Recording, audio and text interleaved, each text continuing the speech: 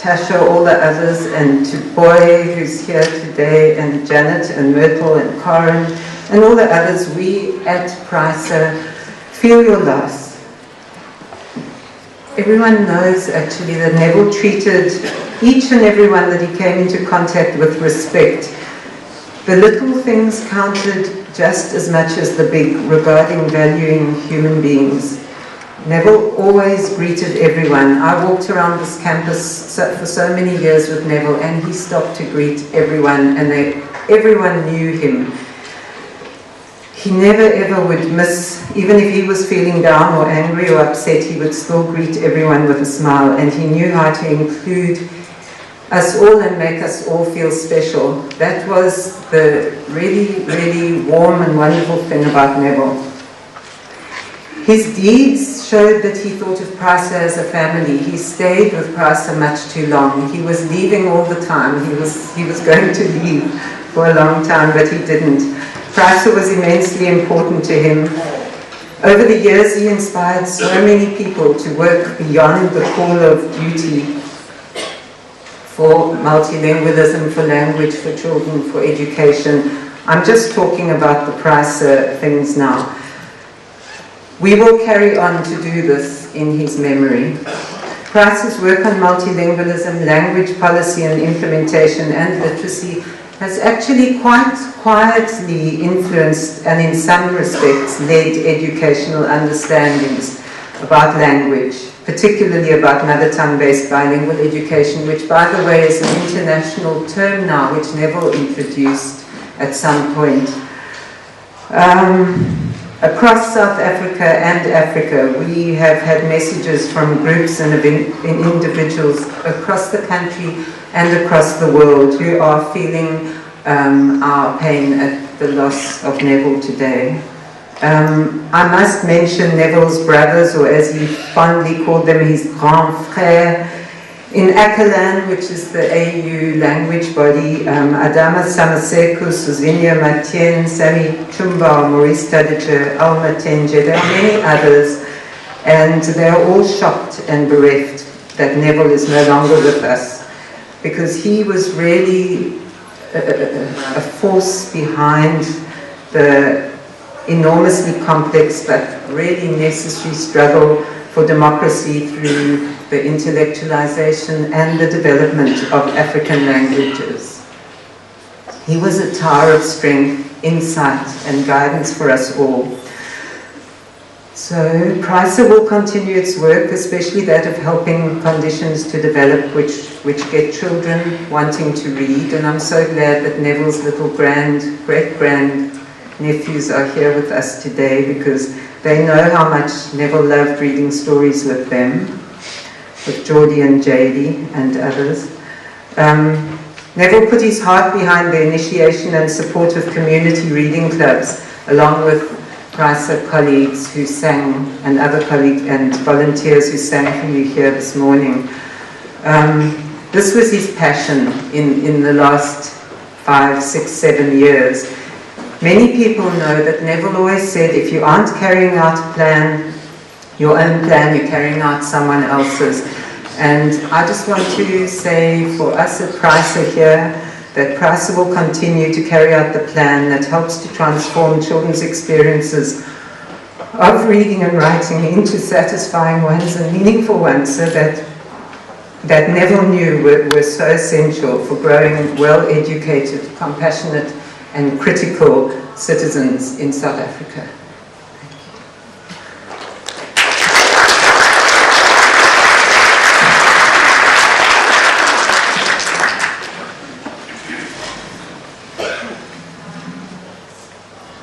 Good afternoon, colleagues.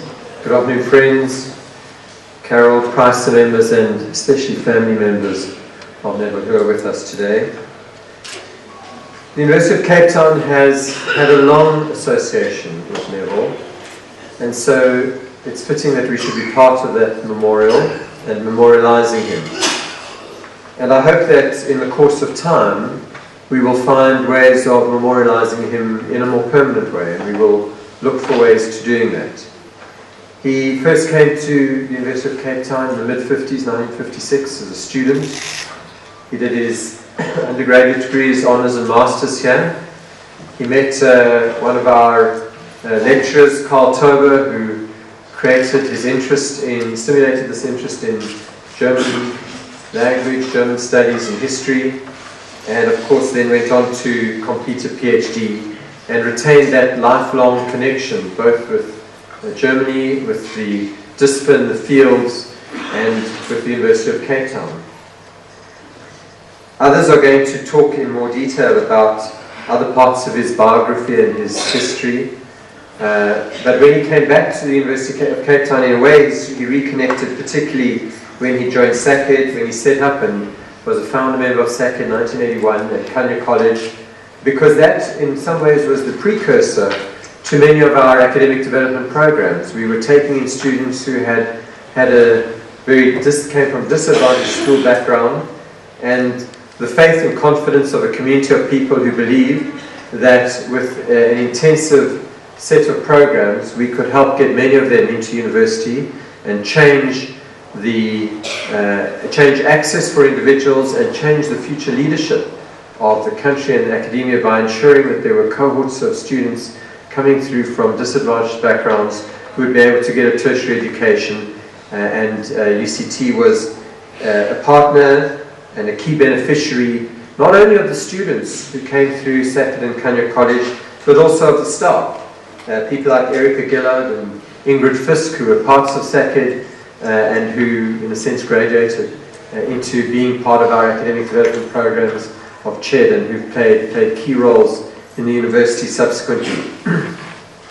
As of course did Neville, who then made this his home for his work on literacy, on multilingualism, for Praesa, and who used this, I hope, as a platform, an effective platform to push those issues, not just as an NGO might do so, but always with a very strong commitment to research, to understanding how we learn, to finding the evidence that would show what was a better or worse way of educating students. He was enormously loyal, and perhaps the word that comes to mind for me when I think of him and of his values and his integrity is that he was pure, perhaps sometimes pure to a fault, committed to a value system and an ideology which was not very tolerant of ambiguity and complexity. It was because it was so committed. Commitment to non-racialism, a commitment to socialism and Marxism. I'm told that when Praesa was founded and for many years, that commitment to socialism and egalitarianism translated, for example, into a policy that all staff members in Praesa, regardless of their rank and seniority, would earn the same, because salary was not a reward for merit or achievement. Salary was something you needed to have in order to live on, and that those needs did not vary according to your stature and status. It was a purity and a commitment which he brought into his politics and his writing, and as you know well, it came into his debates and his participation in UCT policy. At a more personal level, my own memories as far back as I can recall having any political consciousness as a senior student in school, Neville Alexander's name was known across the country. I didn't at that stage understand what it stood for. He was just a struggle icon, someone who was on the island, someone who had taken up a revolutionary struggle. As I matured and went into university and became more familiar with what he represented, it was in part the window into Western Cape politics, which I can tell you for people from Gauteng is enormously complicated. We could never really understand it, and we still don't, even when we've lived here for several years. But somehow Neville represented the complexity of Western Cape politics, and we could get a window into those politics through his writings and through the debates around him, and they were fascinating. When I became a junior academic, I became aware of his role in Kenya and Sakhet because I was involved in recruiting students into medicine, into other programs, and many of these students were the graduates of Kenya College. And the practical impact, not just as a politician, not just as an ideas person, but as a person who was changing the lives of hundreds and possibly thousands of youngsters across the country, Cape and Gauteng, was obvious. And then as I became involved in UCT, we have had a close and interesting and sparring relationship around admissions policy, but he was always an insider, never an outsider, always loyal to the organization, to the point that he volunteered to be part of the Admissions Commission, which is chaired by Craig Howie, which unfortunately has not completed his work. I'm not sure Crane is also on the commission. I'm not sure Crane will say anything about it. But he wanted to help us shape our policy from the inside. And as someone who was committed to helping the institution get that policy right. And we are hugely indebted to him for that commitment. And of course, he is a national icon as an academic, and the university derives huge kudos from having academics like him, people who fulfill that goal that we have, not just to advance knowledge, not just to transmit that knowledge to the next generation, both of which he did so well, not just to be part of a socially responsive community that is responding to the needs of the broader society, which he did in all of his many intramural and extramural activities, but as an activist. The University of Cape Town would like to see itself as an activist university, would like to see its academics as organic intellectuals, as public intellectuals who are changing the world through their thoughts as thought leaders.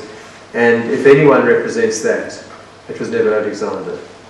And we will miss him hugely, but his legacy will be with us for a very long time, and we can take some comfort and some joy in celebrating what he achieved in his life through the legacy that he leaves us.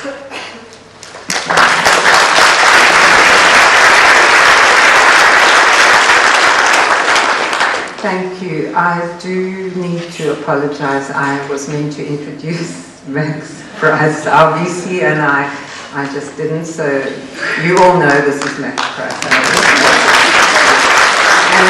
And also, as I am just here, I also did mean to say that I know some people know I'm now the director of Praesa, but I also wanted to say that there is a very thriving little group at Praesa who are all here: Ntombi, Koli, Nadima, Venetia, Mish is still here, Malusi, and others who all may say something a bit later.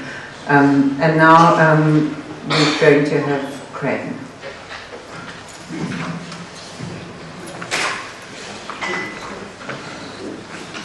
Thank you to Carol for asking me to say a few words here. this afternoon. First of all, my condolences to Neville's family, his comrades and friends, and to all of his colleagues over his long association with the politics of Cape Town sitting here this morning. There are folks sitting here in the room who've known Neville and been working with Neville for an extremely long time. It's really wonderful to have you here with us this afternoon. I'm going to talk quite narrowly.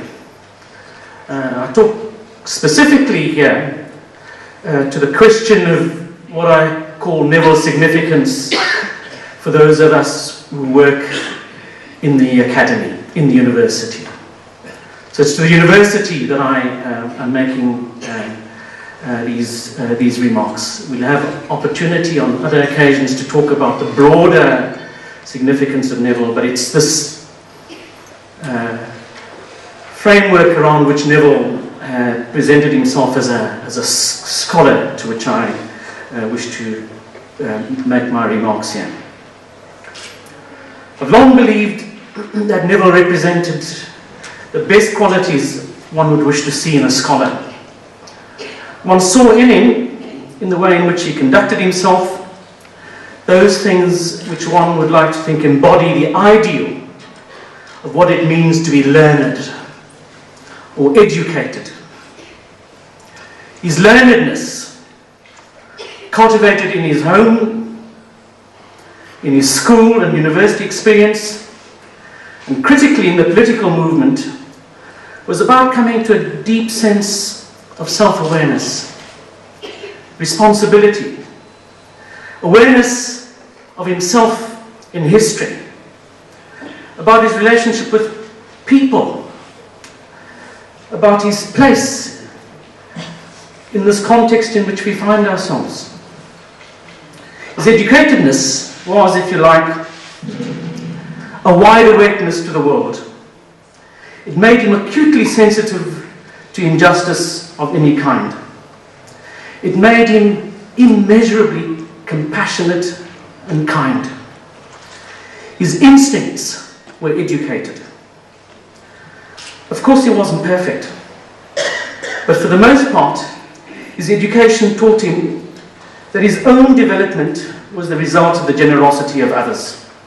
They had made it possible for him to become the important scholar that he was, one of the foremost intellectuals in the world on the question of race and racism. Without them, his life could have gone in another direction. And so he came to embody that same generosity of which he had been a recipient in his own life as a scholar. He treated everybody in the circumference of his everyday world with the same undifferentiated respect. He sought to recreate in all of his relationships that same sense of possibility that he had experienced in his own development. He was acutely aware of how he spoke to people. His discussions with people, anybody, always took place on the basis of respect, as if everybody, they and he himself, could always be learning to be better people. He knew how to listen. There was no conceit there. To be this kind of person, he had to be honest. He said what mattered to him. He could be searing in his analysis of an argument. He demanded of others the very best that was in them, but he was never unkind. Being like this, he evoked fierce loyalty and admiration. It also got him into trouble. He had the ability, however, when he did get into these difficult situations, never to forego the opportunity of learning. An extraordinary episode in his life, and probably one that South African history will continue to struggle with, arises around the death of Steve Biko.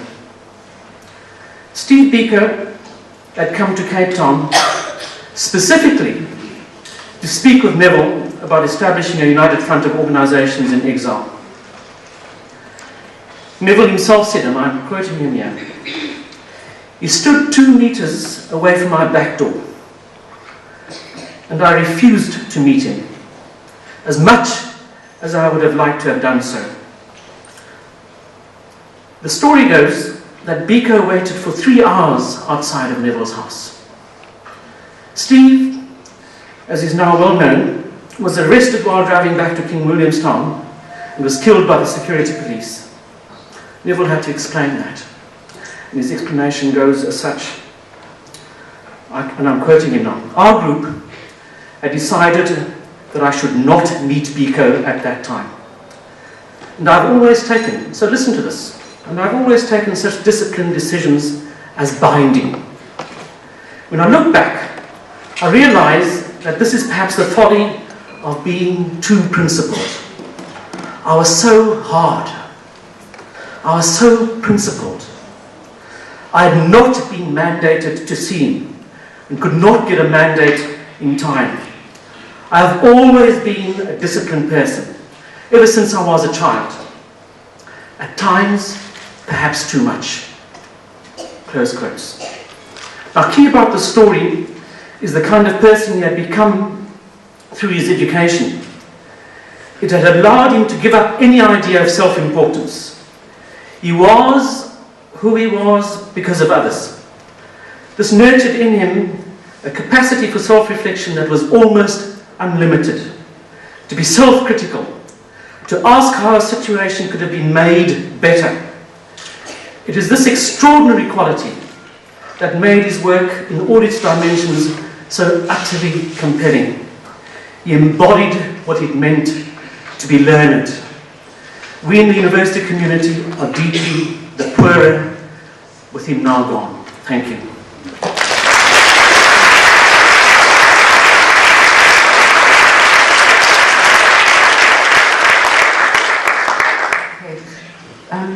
One of Neville's very beloved songs, a song that he really loved the words of, was "Imagine" by John Lennon, and Chloe Kylie, who's my daughter, is going to sing it for us.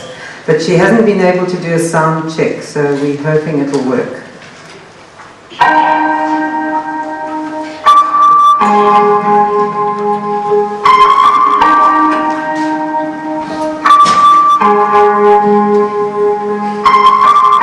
Imagine there's no heaven. It's easy if you try. No hell below us, above us only sky. Imagine all the people living for today. Imagine there's no countries. It isn't hard to do. Nothing to kill or die for. No religion too. Imagine all the people living life in peace. You may say I'm a dreamer, but I'm not the only one. I hope someday you will join us, and the world will be as one. Imagine no possessions. I wonder if you can. No need for greed or hunger. Brotherhood of man. Imagine all the people sharing all the world. You may say I'm a dreamer, but I'm not the only one. I hope so. someday you will join us, and the world will live as one.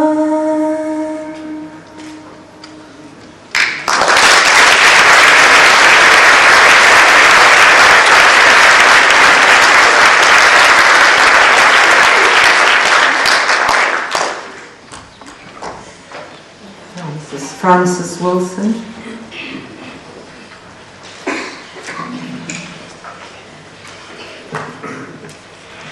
He was indeed a dreamer, and he was not the only one. Thank you, Praesa. Alexander family, friends, colleagues, comrades. It's not for me now to recount his life story or even to assess his work. Let me rather speak briefly about Neville Alexander as the human being, the dear friend whom Lindy, who's sitting up there, and I knew and worked with. He succeeded Lindy as Director of SAC at Cape Town, and we worked with him for 38 years and knew him and loved him.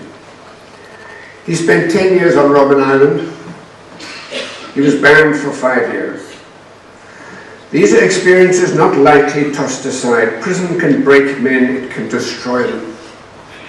Banning, which turns people into social lepers, can completely undermine their confidence. I've seen it happen. Robben Island in the 1960s was not an easy place to be incarcerated to do hard labor. Stories of the lime quarry are legion. There is the famous photograph of Nelson Mandela with his spade.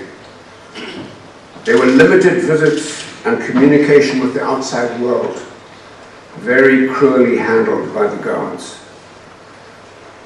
There are many books about just how tough it was, but it was also a place which the prisoners sought to transform, how to educate their fellow prisoners and on occasion warders as well. They established the University of Robben Island with lectures in the quarry on law, history, politics, anthropology, whatever one of the prisoners knew. Neville Alexander, with his fellow UCT alum, Fikile Bam, later Judge President of the Land Claims Court, was at the heart of this process, along with many of the even better known political prisoners, Nelson Mandela, Walter Sisulu, Govan Mbeki, all intellectuals. I wrote yesterday about the extraordinary impact that Robben Island had on these remarkable men who emerged after 10, 15, 20 years and more of incarceration. They all came out both harder and softer. Mandela, Sisulu, Govan Mbeki, Alexander, Fikile Bam, and from an isolated spot on the island, Robert Sobukwe. They were harder, tougher in the sense of being more determined, more committed to ending an evil system, no matter how long it took, no matter how much it cost. They were tough and they remained tough. But they were also softer, gentler in the sense of learning how to listen, listening carefully and courteously to other points of view before asking penetrating and thought-provoking questions. Softer in the sense of learning to dig deeper into themselves, to know themselves better, as Crane has been explaining. That deep self-awareness, a capacity for self-reflection. This was very true of Neville. Listen to this uncompromising revolutionary talking about the effect on himself and on his fellow prisoners when they heard once only in 10 years, the voice of a child. This is what Neville said. I discovered things about myself which were certainly quite astounding, to say the least. I think the thing I missed most was children, not women, despite having had quite a reputation outside. No comment. But children. And I remember the first time all of us heard children in the quarry. It was as though we had suddenly been struck by lightning. We all stood dead still, and everyone was waiting for the moment when we would glimpse that child. Of course it wasn't allowed. The warders quickly made sure that we didn't actually see the kids, but that reminded me. just a lone voice. Those lone voices, that one single occasion, that one occasion in 10 years that I actually heard the voice of a child. It was really an astounding thing. Banning was also a challenge for many people. Not allowed ever to be with more than one other person, nor to work in any educational institution, nor to address any meeting, nor to publish anything, to be confined within a particular magisterial area, turned essentially into a social leper and into one's own jailer. A cruel punishment at the whim of the minister and to which there was no court of appeal. Some people went into exile. Many went back into a quiet, non-political life. But there were also a significant number who were not in any way phased, who used the restrictions as a kind of guideline, but not under any circumstances to prevent them working and living as they needed to do. Neville was one of these. He used to visit us in our home, heavily disguised, he thought, in a frightful woolen cap pulled over his eyes, flashing his unmistakable smile and laughing uproariously, for he had a tremendous sense of humour. The special branch would certainly have known where he was, but decided it was not worth prosecuting him for this, though some were harassed in other ways. For example, Figelebam staying with us down here in Rondebosch, out for a run one morning, after he'd been on the island, out for a run one morning, didn't come back when expected, until we got a phone call from him. He was permitted one call, as he sat in the police station, picked up for being a bondsoup in the wrong place at the wrong time, evidently doing suspicious things. After banning, there was writing, there was Saked, there was Praesa, there was the politics of socialism, and this is very important because Neville was not amongst those who thought that the socialist dream, would remain buried forever under the rubble of the Berlin Wall. He still dreamt. There's a story of him reading to children, right up now, recently. He took children so seriously, like Nelson Mandela did. And he said, these reading clubs, which Price has been very involved with, are fundamental, and I will read to children. And so this great man would go off to London on Saturday morning after Saturday morning, just to read to kids in the reading clubs. So anybody who says they can't do anything in South Africa, look at Neville Alexander. It's appropriate that one memorial meeting at least should be in a university, for at the profound level, Neville Alexander was primarily a teacher in everything that he did.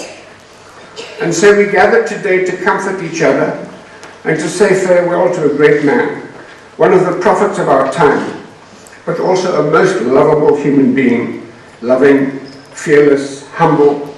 For all of us who knew him, his friendship was one of the great blessings of our lives. We say farewell, dear Neville. You surely lived a good life, straight, courageous, humble, and filled with love, with barmhartigheid. For all human beings, especially for those having to struggle with poverty and with being at the bottom of a harsh political economy.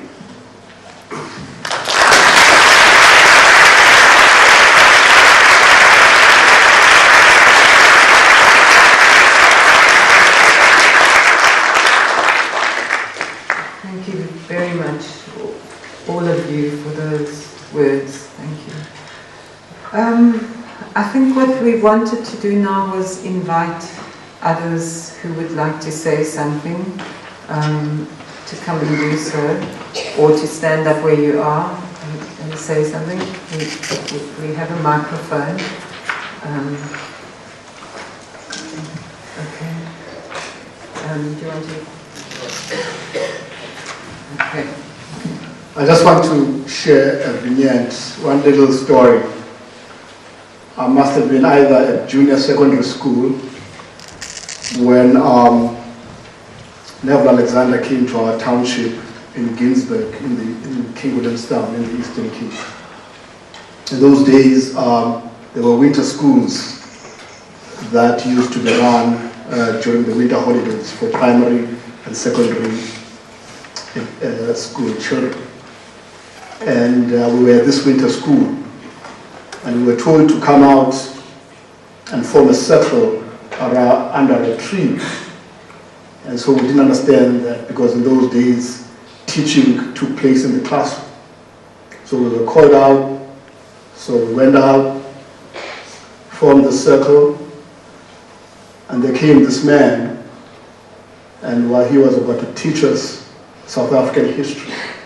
And for the first time in my life, I heard these stories about the koi and the sun. And we had never heard of this in our Bantu education history classes. As I say, that must have been 1979 or 1980 or thereabout. In that winter school, Neville taught me history. Francis Wilson was there, and many other people were in that winter school. And it really had a lifelong impact on my life.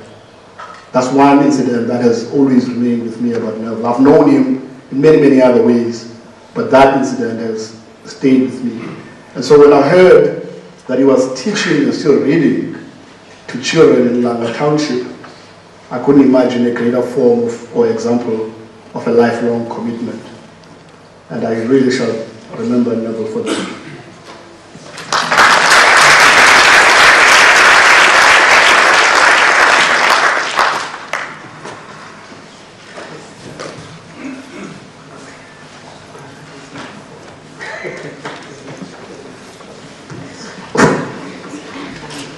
Thank you. I stole the place of a young person who was about to say something. He deferred to me because he said age before beauty. I think is a fair comment. I knew Neville for many years. I suppose probably the year he came to the University of Cape Town, 1956. I was then a high school student here in Cape Town. And one of our first encounters was an attempt by a small group of us in our high school to organize a chapter of what was called the Cape Peninsula Students' Union. Interesting the way we had gone about it, because we were all in what was then called JC. I suppose it's called grade 10 these days, huh? No. Anyway, we had invited Neville to our school to speak to the students. Our high school principal, an extremely cautious man, who knew that Alexander was political, stood at the gate, leaned over the gate and said, "Mr. Alexander, you're not coming into my school." And he thought that had ended that. But we had other strings on our bow. So we had a meeting in a church hall later that same day in the evening. An amusing meeting because we were JC students, used to being mischievous in class and having fun, etc. Neville, in his usual fashion, highly intellectual, and to many of the audience, in class again. So of course, you can well imagine the mischief rose to the top. And I remember someone turning off the lights at some point, and they were turning around and staring and walking towards him like so and so. And grabbing each other. Listen, you have fun in class all day. Please don't bring it to the meeting. I think that said something about men. Neville was political, and I've always known him purely as someone engaged in liberation politics. The academic side, which is being celebrated today, I know secondhand and third-hand from reading his work and hearing from others. So it's the political Neville that I am going to be talking about. The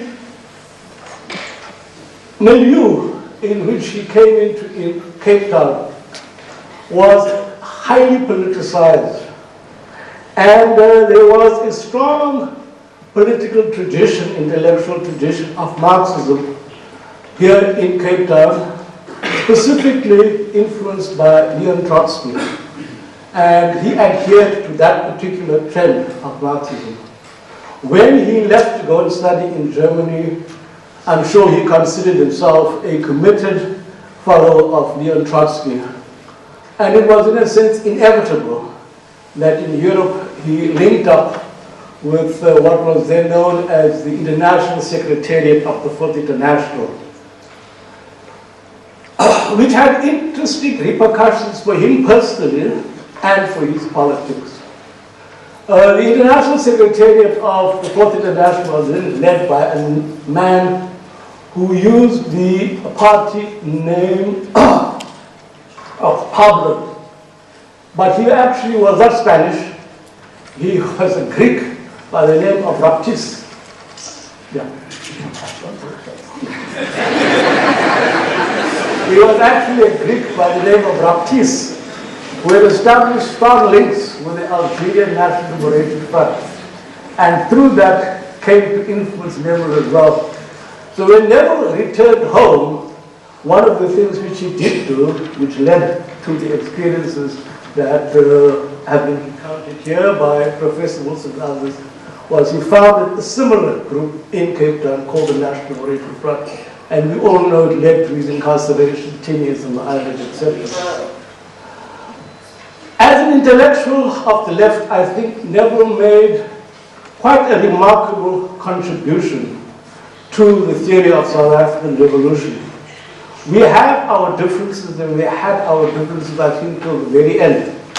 And I remember an exchange on the Dennis Davis program on television, Judge for Yourself, where we moved along together until we reached a certain point, and then we came to the parting of the ways. And Dennis Davis remarked at that point, because I don't know why, what came across, because I felt never all along. Then I said, he said, Dr. Lanzak. I said, oh, when you have differences, you call him doctor. But anyway, that was the relationship we had. His passing is a loss to the South African intelligentsia. His passing is also a loss specifically to the liberation tradition in South African intellectual history. And he will be sorely missed.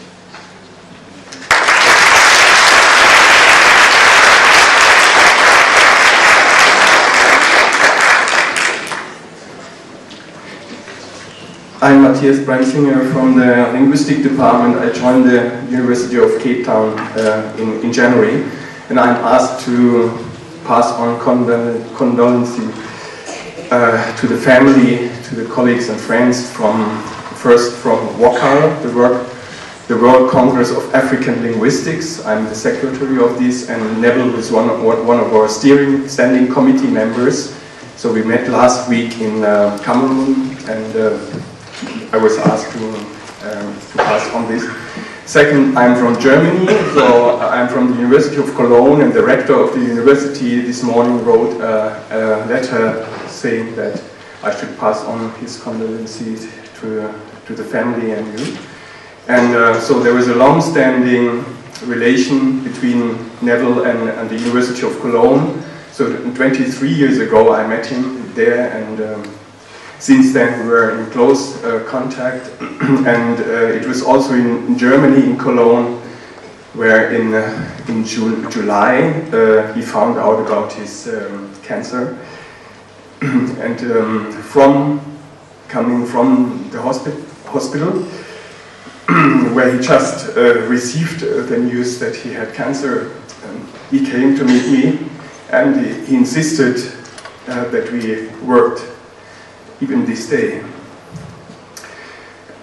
So I think I stop.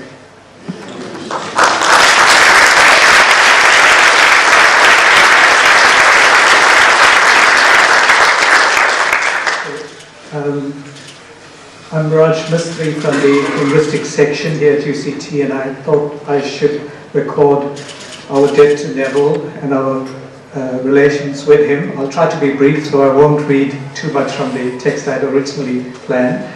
Our association with Neville went back to the 1980s, when I was invited to join the trust of the National Language Project, which he had founded as an NGO in Salt River. That was really exciting days, but also fearful days about finances for the NGO, the security police and so on. Nevertheless, it generated two marvelous magazines, journals, the NLP Projects Review and the Glossier Bua, both very successful advocacy magazines for multilingualism, peace and justice. And I could name a whole lot of people that he worked with. I think of them as a kind of first generation of language followers of Neville, and I see the second generation of Praesarians sitting out here. And then the other major event was that I was involved in organizing the first huge conference here at UCT, the brainchild of Neville, Democratic Approaches to Language Planning and Standardization, with special reference to the harmonization of the Nguni and Sotho languages. These were topics close to Neville's heart, and he learned a lot from the conference and from subsequent vigorous debates amongst the communities. He also chaired the LangTag process, the language task group in the early 1990s, and he summarized a huge document meant to inform a new democratic government to be about language matters. Here too, he generated a sense of excitement and purpose. Here were academics and language practitioners coming together in an organic way for a common purpose that would feed into the nation's political life. The last phase, very quickly, was setting up Praesa, the Project for Alternate Education here at UCT. We shared the same floor in the arts building as neighbors and colleagues for many years, and Neville urged us in linguistics to put a new program in applied linguistics and African language studies on the books at UCT, and he set up parallel programs in the Cameroons and Ethiopia. This program is just starting to prosper, but will miss the special direction and impetus that only Neville could bring. We said at the UCT farewell last year, the tribute to Neville, that we would miss him, and we feel his loss even more now. May his soul rest in peace.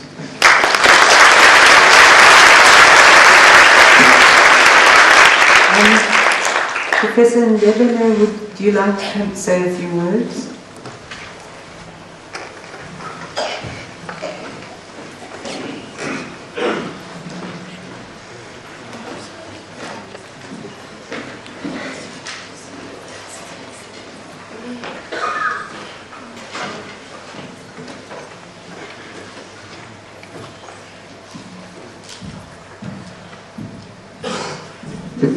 Sorry, that was a long walk to freedom. And thank you for the opportunity to say a few words at this moment of sadness, but also a moment of joy, to celebrate the life of a remarkable individual. I cannot claim to have been very close to Neville, but we were close in some different, in a certain kind of way. I knew of him long before I met him. As this has been said, there was no way you could not know about Neville. From the Wasaso days, we knew about this revolutionary elder who was always available to talk to us. Much later, I met him, and when I met him, and this is very personal, I felt the way that most people feel when they have heard of me and they meet me, and they say, I was so disappointed. We thought you were a huge man, and so I was disappointed, but also happy in that here was this giant who was a little shorter than I. Neville was the next moment I had a very intimate moment with him was through the cellular. I was in Lesotho in exile, and one day in walks Linda Wilson, who was doing research on exiles, and later on we were to see the film that she did on. And what I remember about that film as a very poignant moment when I think it was Neville and Figile. There was a third person, I think it must have been, that's right, who were singing a song that they sang when they were in Roman Island.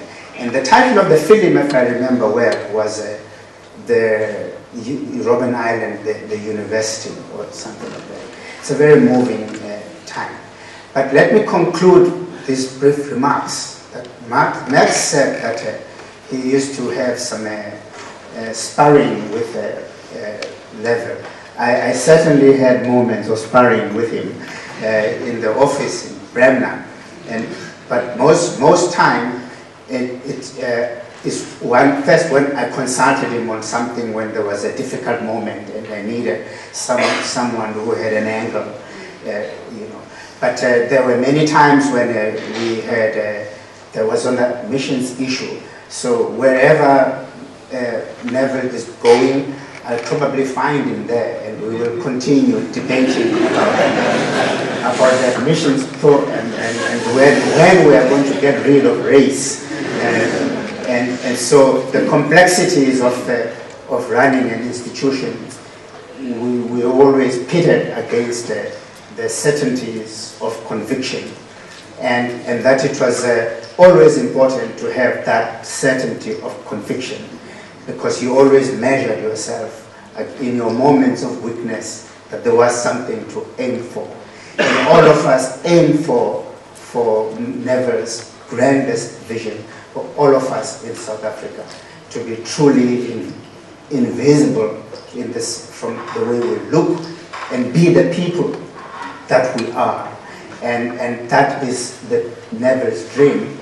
And among other things, he dreamed of mother tongue education, and I hope that wherever he is, we will reach his dream that the children be taught in the early years of their lives in the language of that they, as we say in my language, they sucked from their mother's breasts. We will remember this great man, and that in his departure we miss him, but in the way that we've always been with him, from knowing him, even before we met him, there was always a sense of community. We thank him, we thank his family, we thank Karen for having been there next to him most of his life, and we are privileged and stronger for having met him and known of him. I was sitting with the Archbishop Tutu up there, who said when he was asked, can he say a few words, he said he was shy. But then I said, he said I should convey his message, that this is a man that he truly respected, and I have done my duty.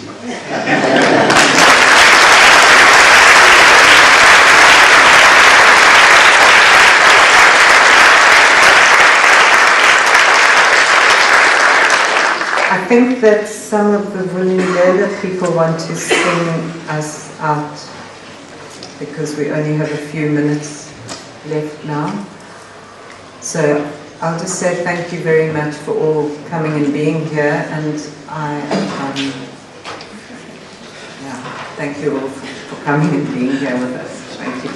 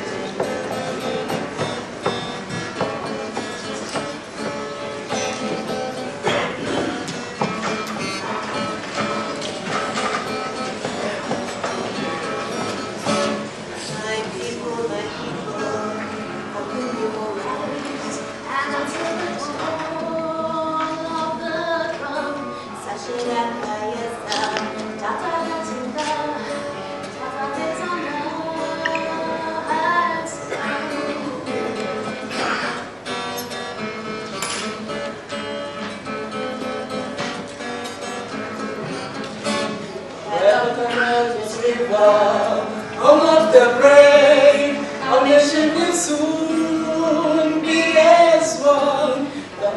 Praesa, Tata Alexander has come.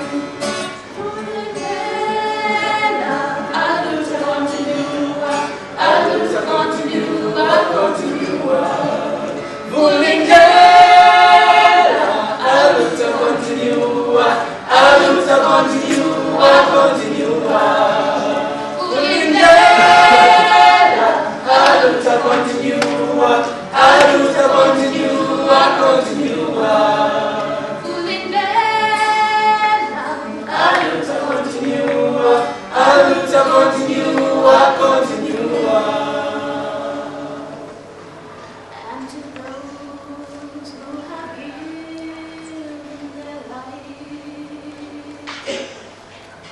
praises to thee. Husbands and wives, all thy children shall reap what you have sown. This continent is home.